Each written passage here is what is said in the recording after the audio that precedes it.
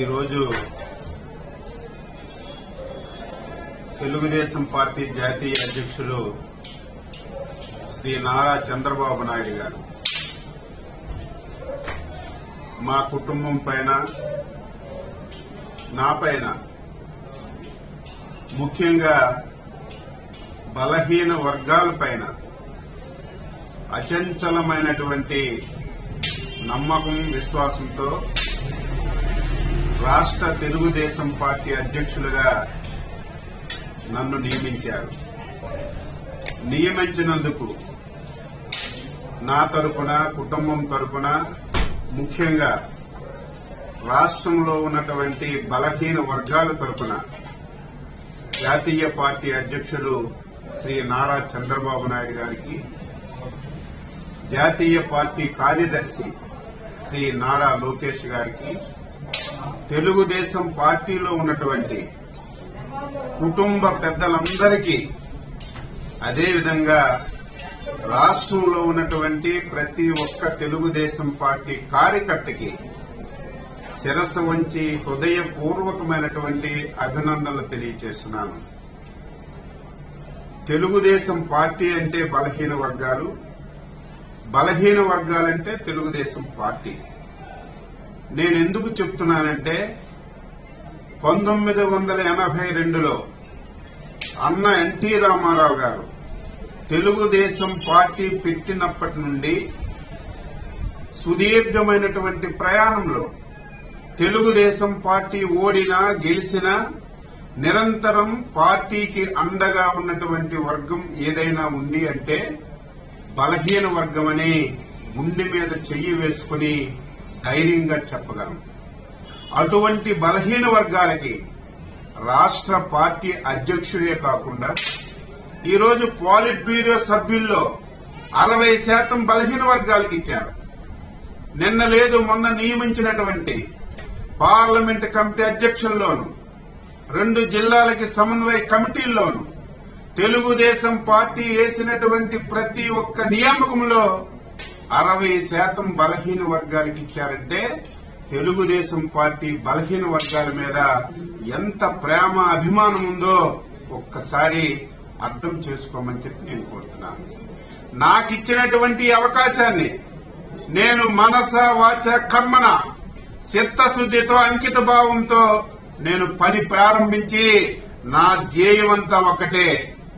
రేపు 2024లో ఎన్నికలు జరిగినా, ఏదైనా సరే మార్పులతో ఎన్నికలు ముందు జరిగినా మళ్లీ తెలుగుదేశం పార్టీని అధికారంలోకి తీసుకురావాలి, చంద్రబాబు నాయుడును ముఖ్యమంత్రి చేయాలి.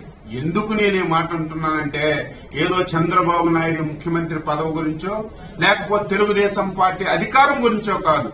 రాష్ట్రాన్ని 16 మాసాలలో ఈ రాష్ట్రాన్ని పూర్తిగా భ్రష్టు పట్టించారు. ఆంధ్రప్రదేశ్ అంటే ప్రతి ఒక్కరూ అసహించుకునే స్థాయికి తీసుకెళ్లారు. ఎక్కడ చూసినా అవినీతి, ఎక్కడ చూసినా దౌర్జన్యం, ఎక్కడ చూసినా కక్ష సాధింపు చర్యలు. దీనివల్ల 16 మాసాలలో తెలుగుదేశం పార్టీ కేడరు చాలా నష్టపోయారు. చాలా మంది భయంతో చాలా మంది ఉన్నారు. అందరిలో ధైర్యాన్ని నింపాలి, అందరినీ రోడ్డు మీదకి తీసుకురావాలి. ఈ ప్రభుత్వం చేస్తున్నటువంటి ప్రజా వ్యతిరేక విధానాలలో ప్రతి ఒక్కరికి భాగస్వామ్యం చేసి పార్టీని ముందుకి నడిపించే కార్యక్రమం చేస్తాం. చంద్రబాబు నాయుడు గారు ఏ ఆదేశాలు ఇచ్చినా, జాతీయ ప్రధాన కార్యదర్శి ఏ ఆదేశాలు ఇచ్చినా మిగిలినటువంటి పార్టీ కుటుంబ సభ్యులతో సంప్రదించి ఈరోజు పార్టీని బలోపేతం చేసి ముందుకు తీసుకువెళ్తాననే నమ్మకం నాకుంది అని చెప్పి సందర్భంగా నేను మొదటి సమావేశం రేపటి నుంచి నేను ఒకటే తెలియజేస్తున్నాను. బలహీన వర్గాల్ని చైతన్యపరుస్తాం, కార్యకర్తల్ని యాక్టివ్ చేస్తాను. ఈ రాష్ట్రంలో మళ్లీ తెలుగుదేశం పార్టీ అధికారంలోకి వచ్చినంత వరకు ఖాళీ గజ్జి కట్టుకుని తిరుగుతాం. ప్రజాస్వామ్య పద్ధతిలో పోరాటం చేస్తాం. ఇంతవరకు జరిగింది ఒకెత్తు, ఇక నుంచి జరిగింది ఒకెత్తని ఈ సందర్భంగా తెలియజేస్తూ మరొకసారి చంద్రబాబు నాయుడు గారికి, లోకేష్ బాబు గారికి, తెలుగుదేశం పార్టీ అగ్ర నాయకులకి, గ్రామ స్థాయిలో ఉన్నటువంటి ప్రతి కార్యకర్తకి పేరు పేరున హృదయపూర్వకమైనటువంటి అభినందనలు తెలియజేస్తూ ఇక నుంచి నా బాధ్యతలు తూచా తప్పకుండా నిర్వహిస్తానని ఈ సందర్భంగా తెలియజేస్తున్నాను. చాలా మంది మాట్లాడుతున్నారు అచ్చెన్నాయుడు గారు బయటకు వచ్చాక ఎక్కడా నోరు విప్పలేరని. నాకు మాటల లేక నోటింపు కాదు, లేకపోతే నాకు తెలియక నోరిప్పడం కాదు. ఆరోగ్యం కొంతవరకు కుదుటపడాలి. ఇలాగా ఈ మధ్యకాలంలో చంద్రబాబు నాయుడు గారు పగ్గాలు ఇస్తా ఉన్నారు. ఇచ్చిన తర్వాత కార్యక్రమాలు ప్రారంభిద్దామని ఈ రోజు కొంతవరకు ఈ రకంగా వ్యవహరించాము. ఈ రోజు నుంచే అచ్చెన్నాయుడు గారు కార్యక్రమాలన్నీ ప్రారంభమయ్యాయి. రేపు భవిష్యత్తులో రాష్ట్రం అంతా తిరిగి దూరమైన వర్గాలకు దగ్గర చేసి ప్రభుత్వం చేస్తున్న ప్రజా వ్యతిరేక విధానాల్ని ఎండగట్టి ఈ రాష్ట్రంలో మళ్లీ తెలుగుదేశం పార్టీ పూర్వభైవం తీసుకురావడానికి నా వంతు కృషి చేస్తానని మరొకసారి తెలియజేస్తూ ప్రజలకు కూడా నేను బలహీన వర్గాల యొక్క నాయకుడిగా, ఈ రోజు అధికారంలో ఉన్న బలహీన వర్గాలు దేనికి ఉపయోగపడరు. ఎందుకంటే జగన్మోహన్ రెడ్డి ఏది చెప్తే దానికి తలోపడం తప్ప.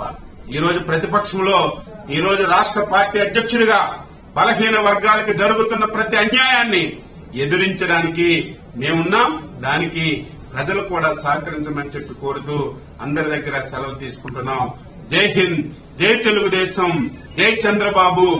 ఈ రోజు అందరికీ మరొకసారి అభినందిస్తూ సెలవు తీసుకుంటున్నాం.